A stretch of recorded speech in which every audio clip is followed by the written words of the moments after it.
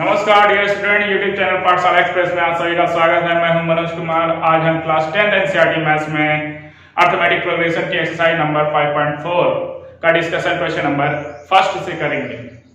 अगर आप मेरे इस चैनल पर नए हैं तो पहले आप मेरे चैनल को सब्सक्राइब कर लीजिए और बेल आइकन पर क्लिक कर लीजिए ताकि नई वीडियो के साथ में आपको मेरी नोटिफिकेशन भी मिल सके।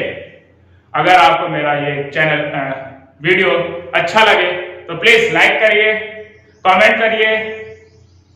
ओके, क्वेश्चन नंबर फर्स्ट से स्टार्ट करते हैं। Exercise number 5.4। तो देखिए आपके सामने क्वेश्चन आ चुका है जिसको विच टर्म पूछा गया है। Which term of the AP 1 to 1 यानी 121, 117, 113 एंड सो ऑन। ठीक है, इसमें पूछा गया फर्स्ट नेगेटिव इंटीजर पूछा गया है। फर्स्ट नेगेटिव इंटीजर वो कौन सा टर्म होगा? तो देखिए ऐसी कंडीशन में फर्स्ट नेगेटिव इंटीजर जो नेगेटिव होगा वो 0 से छोटा होगा। ठीक है, नेगेटिव इंटीजर हमेशा 0 से छोटे होते हैं, तो मैंने मान लिया कि वो कौन सा टर्म होगा, वो nth टर्म ऐसा number of term an term जो होगा वो 0 से छोटा ही होगा। ये नेगेटिव हो जाएगा इस प्रकार से, जो 0 से छोटा होगा मतलब कि नेगेटिव हुआ इंटीजर। तो nth टर्म मान लिया कि नेगेटिव है, तो इसके लिए हमको क्या क्या चाहिए? a की वैल्यू 121 हो जाएगी, d की वैल्यू 117 माइनस 121 इक्वल टू -4 और an ये कंडीशन हम अप्लाई करेंगे। क्या आएगा? a plus n minus 1 into D equal less than 0। a की वैल्यू आपकी 121 प्लस का n minus 1 into -4 less than 0। ये हो जाएगा 121 minus 4n minus into plus n equal to -4n minus into minus में प्लस 4 हो जाएगा लेस देन 0। और ये 125 माइनस 4n लेस देन 0। तो ये अभी क्या आएगा? 125 less than 4n। n equal to क्या हो जाएगा? n देखिए n 4n अब इस तरह से लिख लेंगे। 4n is greater than 125, n is greater than 125 upon में 4। सिंप्लीफाई किया तो ये 31st 1/4 इतने बार में जा रहा है, यानी कि n की वैल्यू ये पॉसिबल तो है नहीं। मिक्स्ड नंबर में n की वैल्यू मैंने बताया था आपको नहीं आती है, तो क्या होगा? n की इक्वल नहीं है। देखिए n की वैल्यू जो है वो इक्वल नहीं है, इससे ज्यादा होगा। 31st से ज्यादा जो नेक्स्ट इंटीजर होगा वो क्या होगा? n equal to 32। ठीक है, तो जो फर्स्ट नेगेटिव इंटीजर होगा वो 32nd होगा। 32nd is the first negative integer of this series. Okay, question number second में क्वेश्चन नंबर 2 में स्टार्ट करते हैं। क्वेश्चन आपके सामने है, पूछा गया है the sum of third and the seventh term of an AP is 6 and their product is 8. Find the sum of first 16 term of the AP। तो सीरीज उसके लिए हमें फर्स्ट टर्म पता होना चाहिए। फर्स्ट टर्म मान लिया, लेट फर्स्ट टर्म a पहला पद और कॉमन डिफरेंस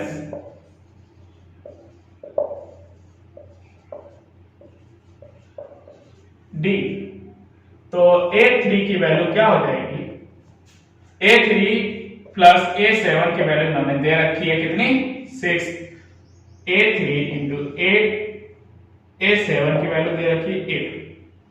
ठीक है, तो यहां पर a3 की वैल्यू क्या होगी? a plus 2d plus a plus 6d equal to 6। तो यहां देखिए क्या हो जाएगा?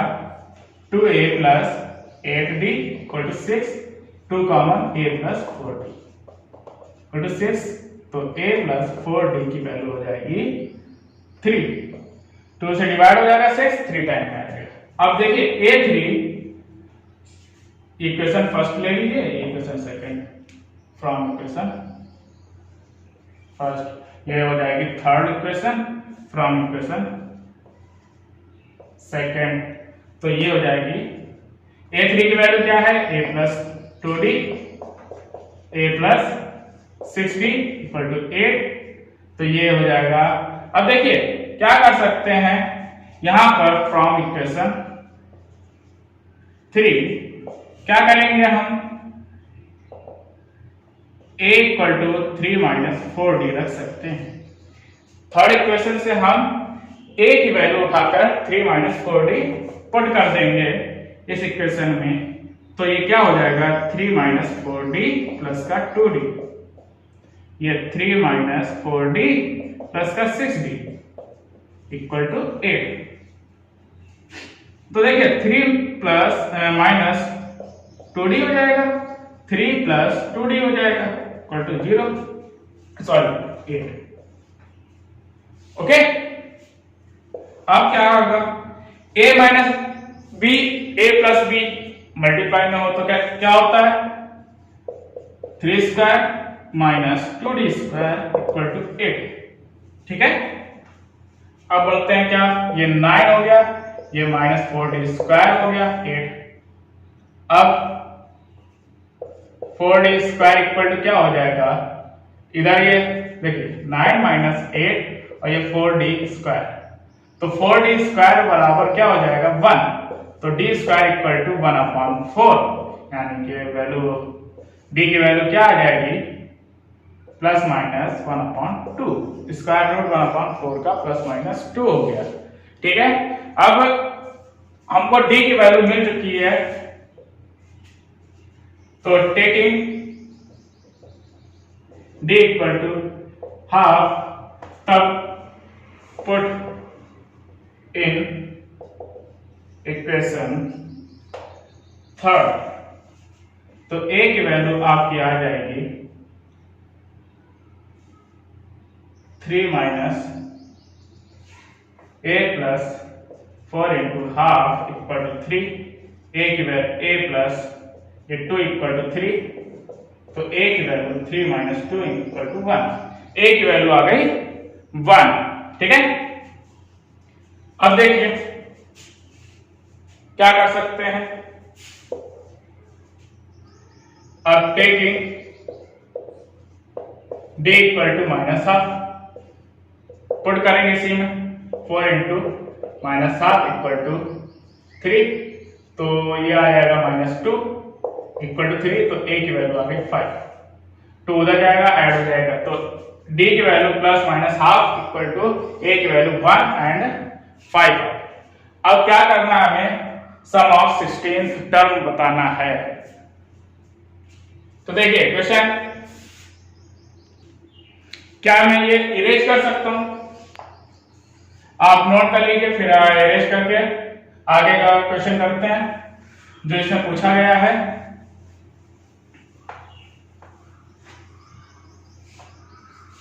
देखिए इसमें पूछा गया है S16, तो पहले हमें सीरीज बनानी होगी। जब a की वैल्यू, जब d की वैल्यू प्लस हाफ है तो a की वैल्यू 1, ठीक है, d की वैल्यू हाफ होने पर a की वैल्यू कितनी आएगी 1। सीरीज क्या बनेगी, a plus d 1 plus half and 1 plus 2 into half 1 plus 3 into half, यानी कि 1, 3/2, ये सॉल्व करेंगे तो 2 हो जाएगा और ये 2.5। अब इसका S16 निकाल लेंगे, कितना आ जाएगा, तो 16/2, 2 into 1 plus 16 minus 1 into D की वैल्यू हाफ आएगी। ठीक है, तो 16 ये डिवाइड कर दिया डिवाइड किया 8 हो गया, और ये 2 प्लस 7 15 इंटू 2, ये 8 2 प्लस इसको सॉल्व करेंगे तो आपका आ जाएगा 2 एलसीएम 4 प्लस 15, ये 4 हो गया और ये 19 हो गया और 76 आ गया। ठीक है, 76 आ गया। अब देखिए एक आंसर ये हुआ और एक आंसर ए की वैल्यू जब आपकी आई है 5, जब डी की वैल्यू में -12 रखी थी तो ए की वैल्यू 5 है। ठीक है, अब देखिए यहां से ए 16 की वैल्यू क्या आएगी, 16/2 2 इंटू 5, सीरीज लगाने की कोई जरूरत नहीं, आप डायरेक्ट आंसर निकाल सकते हैं यहां पर 16 - 1 इंटू डी, डी की वैल्यू -12। ठीक है, तो ये 8 हो गया, ये 10 हो गया और ये 15 प्लस, देखिए माइनस इंटू प्लस में है तो माइनस का 15/2, 8 ये हो जाएगा 20 - 15/2, ये आ गया 4 इंटू 5, आंसर मिला 20। तो जो S16 की वैल्यूज पता हो गई हमको, वो क्या होंगी 76 एंड या 20। ठीक है, समझ में आया होगा आपको? कोई डाउट हो तो मुझे कमेंट सेक्शन में इसके लिए बता दीजिएगा, मैं आपका डाउट क्लियर कर दूंगा। क्वेश्चन नंबर 3, क्वेश्चन में क्या कहा गया, a ladder has rungs 25 cm apart. The rungs decrease uniformly in length from 45 cm at the bottom to 25 cm at the top. If the top and the bottom rungs are 2.5 meter apart, what is the length of the wood required for the rungs? ठीक है, तो ये एक ladder आपको दी गई है figure में, और उसने बोल दिया है जो बॉटम में है उसकी लेंथ है, जो बॉटम रंग्स है उसकी लेंथ है 45 सेंटीमीटर, और इनके बीच जो आगे के जो आ रहे हैं उनके बीच जो डिस्टेंस है वो इक्वली है सबके बीच में। ठीक है, इक्वली है तो ये 25 सेंटीमीटर है। अब जो टॉप का है, घटते घटते डिक्रीज होते होते जो टॉप पर बचेगा वो 25 सेंटीमीटर का रंग है। अब इनके बीच जो डिस्टेंस आ रही है वो कितनी है, यानी कि टॉप से बॉटम के बीच में जो डिस्टेंस आ रही है वो 2.5 मीटर। ठीक है, 2.5 मीटर, यानी कि आप इसको चेंज कर सकते हैं तो 5.2 मीटर हो जाएगा, सेंटीमीटर चेंज करेंगे तो 5.2 इंटू 100 मीटर, यानी कि आंसर मिलेगा 5 इंटू 50, 2 से डिवाइड किया सेंटीमीटर, ये 250 सेंटीमीटर हो गया। ठीक है, तो हमें मालूम है इनके बीच की डिस्टेंस जो आगे बॉटम से टॉप के बीच में डिस्टेंस जो है 250 सेंटीमीटर में है, क्योंकि सबको सेंटीमीटर दिया था, इसको भी हमने सेंटीमीटर में कर दिया। अब बढ़ते हैं क्वेश्चन की तरफ। हमको क्या क्या पता है, सीरीज एपी सीरीज के अकॉर्डिंग ही ये डिक्रीज हो रहा है, क्योंकि एक निश्चित वैल्यू इसकी डिक्रीज होती जा रही है कंटिन्यू। तो फर्स्ट टर्म जो हमारा होगा 45 हो जाएगा, और जो लास्ट टर्म है, मतलब हमने समझ लिया, लेट कर लिया कि इसके बीच में कितने टर्म होंगे। सॉरी, एक मिनट, एक चीज पहले पता कर लेते हैं, इनके बीच में डंडों की संख्या कितनी होगी, डंडे यानी कि रंस की संख्या कितनी होगी। तो उसके लिए हमको गैप कितना मिल रहा है 25 का, और टोटल गैप कितना है बॉटम से टॉप का 250। तो नंबर ऑफ रंस तो कितना हो जाएगा, टोटल गैप कितना है लास्ट से टॉप से लास्ट के बीच, टॉप से बॉटम के बीच में 250 का है, अपॉन में एक दूसरे के बीच में 25 का है, और 1 और ऐड हो जाएगा ये वाले डंडे की काउंटिंग में, ये डंडा नहीं आएगा तो इसके लिए अलग से 1 ऐड कर लेंगे, ये 10 + 1 = 11 आ जाएगा। ठीक है, तो नंबर ऑफ रन्स हमें पता चल गए हैं कि 11 होंगे। अब देखिए ए की वैल्यू हमारे लिए क्या काम करेगा 45 और ए एन यानी कि ए 11 ये हो जाएगा 25 सेंटीमीटर। ठीक है, क्या इतनी एन की वैल्यू ए की वैल्यू ए 11 की वैल्यू पता है? क्या हम इन सभी डंडों की संख्या की लेंथ का सम कर सकते हैं? इतने से कर सकते हैं क्योंकि एसएन फार्मूला होता है n/2 a प्लस an। ठीक है, ये भी एक फार्मूला होता है, पता है आपको। तो ये n की वैल्यू क्या होगी 11/2, 11 है s 11, a की वैल्यू 45 प्लस का an यानी कि a 11,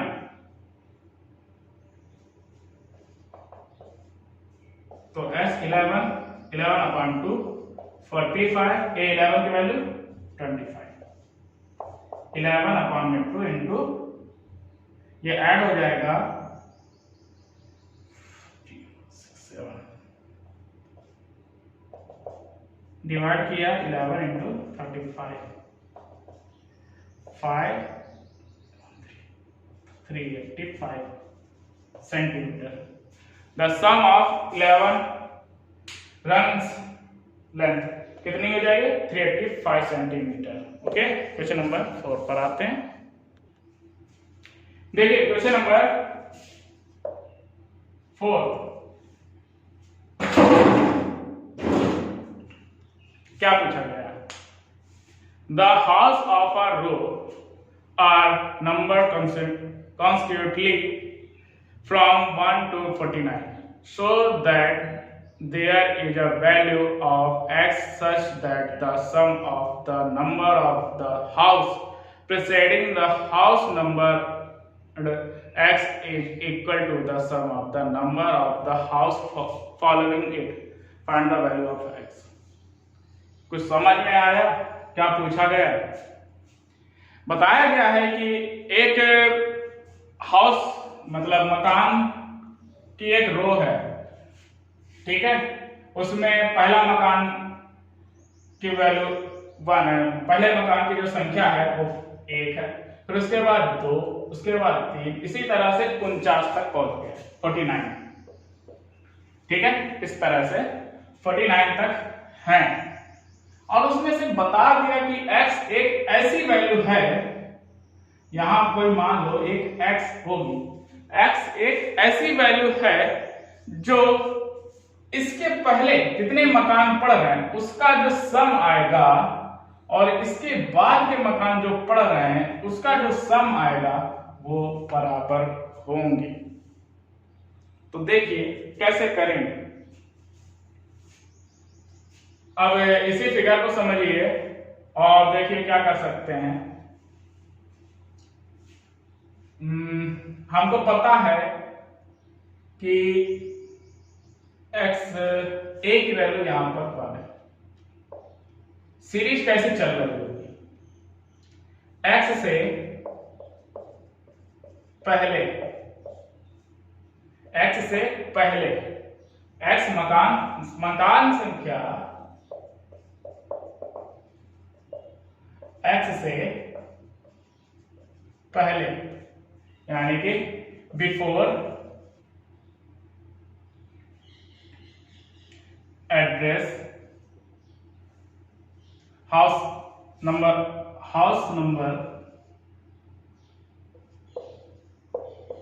x, before house number x क्या होगा 1 2 3 and so on x -1, x -1 तक ही जाएगा जिसमें x इंक्लूड नहीं होगा। तो इसका सम हमको पता करना है, तो इसका सम क्या आएगा x -1 इक्वल टू नंबर ये कंटिन्यू ऐसे ही जा रहे हैं, तो x -1/2 नंबर इतना ही हो जाएंगे और फिर a यानी कि 1 और लास्ट डिजिट जो है लास्ट नंबर जो है वो ऐड हो जाएगा ये आपका क्या हो गया, x माइनस 1/2, ये आ गया x। ठीक है, x माइनस 1, ये आ गया इक्वेशन नंबर फर्स्ट हो गया। अब इसके बाद आफ्टर हाउस नंबर x क्या सीरीज बनेगी, x plus 1, x plus 2, x plus 3 and so on 49 last digit. ठीक है, अब x s 49 इक्वल टू क्या हो जाएगा,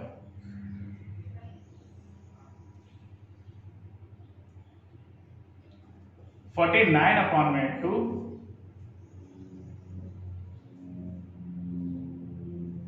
नहीं 49 क्यों ले लिया, ये कितने हैं, नंबर ऑफ टर्म्स कितने हैं, नंबर ऑफ टर्म्स कितने हो गए, ये 49 में से x घटाया तो नंबर ऑफ टर्म्स हमको पता चले कि यहां से यहां तक इसके बाद जितने भी टर्म्स हैं, टोटल टर्म्स कितने हैं 49 में से इस नंबर को घटाने पर पता चलेगा। तो s 49 minus x equal to क्या हो जाएगा, 49 माइनस x/2, a की वैल्यू x प्लस 1 और l की वैल्यू 49, यानी कि आपको मिल गया 49 माइनस x/2, ये x प्लस 50 हो जाएगा। इतनी बात क्लियर। अब क्या कह रहा है, अकॉर्डिंग टू क्वेश्चन ये दोनों इक्वल हैं, ये दोनों इक्वल हैं, तो x की वैल्यू हमको बतानी है। तो देखिए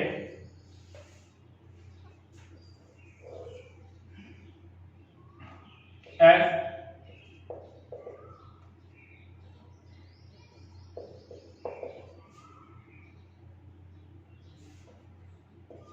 दिख रहा होगा,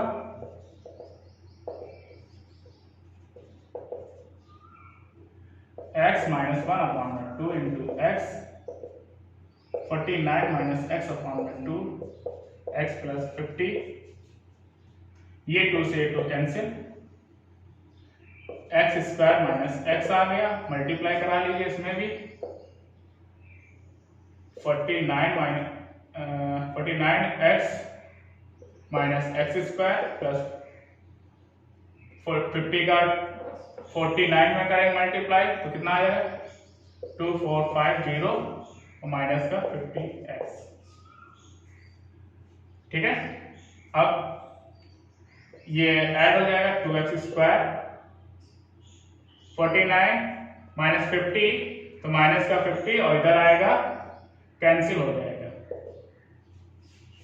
ठीक है, 49 इधर 50 हो जाएगा और कैंसिल हो जाएगा और ये 2450 हो जाएगा। x इक्वल टू क्या हो जाएगा, x square equal to 2450 upon 2, ये 1225, x की वैल्यू प्लस माइनस 35। तो देखिए प्लस माइनस 35 क्या ये सही होगा, नहीं, स्क्वायर रूट में अगर जब वैल्यू लेंगे तो सिर्फ प्लस में आएगा, क्योंकि उन्होंने सीधा बताया कि x एक ऐसा नंबर है जो 1 से लेकर 49 यानी कि पॉजिटिव के बीच में है, तो x की वैल्यू पॉजिटिव ही ली जाएगी, माइनस में नहीं। ठीक है, बढ़ते हैं क्वेश्चन नंबर 5 की तरफ। देखिए क्वेश्चन नंबर 5 अरिथमेटिक प्रोग्रेशन का क्लास 10th में ये लास्ट क्वेश्चन है। क्या इसमें करेंगे, क्वेश्चन को देखिए, समझिए, पढ़िए। क्वेश्चन हम समझाते हैं कि इसे बताया गया है कि एक टेरेस है। ठीक है, टेरेस मतलब एक चबूतरा है फुटबॉल के मैदान में, और वो जिसमें 15 सीढ़ियां हैं। ठीक है, 15 सीढ़ियां हैं और सीढ़ियों की जो लंबाई है, इस तरीके से जो लंबाई है चढ़ते हैं तो वो 50 मीटर है, 50 मीटर। ठीक, फिर और जो ऊंचाई, ठीक है, चौड़ाई बताया गया है, जो ऊंचाई है वो 1/4 मीटर की है। फिर जो फैलाव है, जहां पर हम कदम रखेंगे, जहां पैर रखते हैं, वो जो जगह होगी वो है 1/2 मीटर फैलाव। ठीक है, वो 1/2 मीटर हो जाएगा। तो हमें ये बताना है कि इसको पूरे बनाने में कितनी कंक्रीट का यूज हुआ है, उसका आयतन क्या है ये बताना हमको। ठीक है, कितना वॉल्यूम है। तो देखिए हम 1 बाय 1 पता करेंगे, बॉटम से लेकर टॉप तक 1 बाय 1 कुछ 3-4 पता करेंगे, उसी के अकॉर्डिंग आगे सम करेंगे। तो देखिए फर्स्ट में हमको मालूम है कितनी चीजें दी गई हैं, पहले देख लीजिए क्या क्या दिया गया है।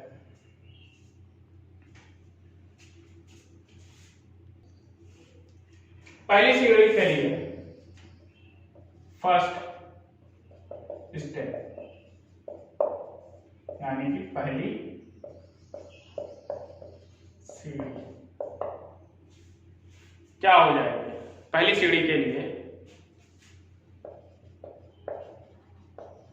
ठीक है, चौड़ाई, चौड़ाई ये ऊंचाई काम करेगा, ऊंचाई आपको कितनी दी गई है यानी कि हाइट,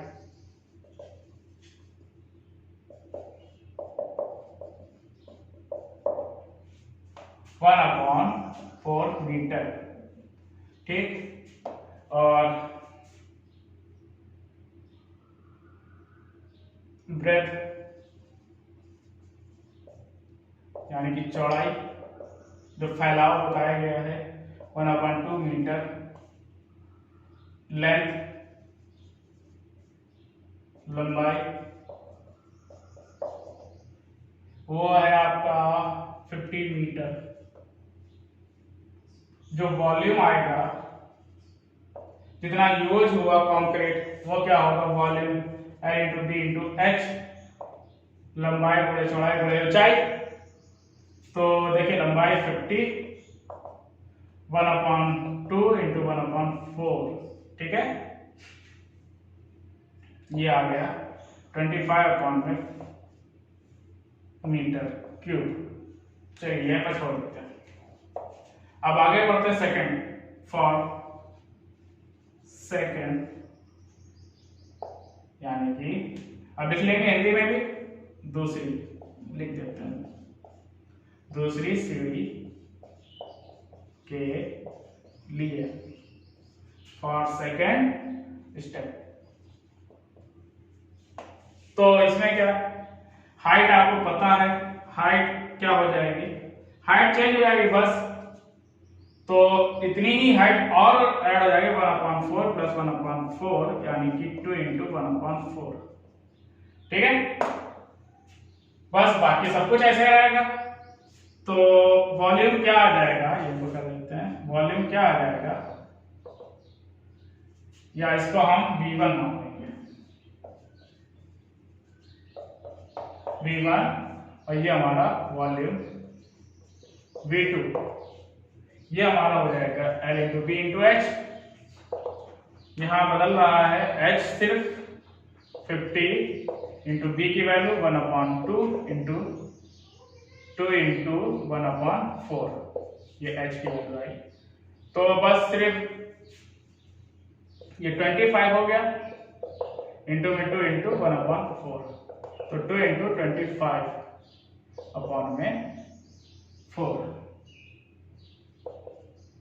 ठीक है, metre cube. For third step, तीसरी सीढ़ी के लिए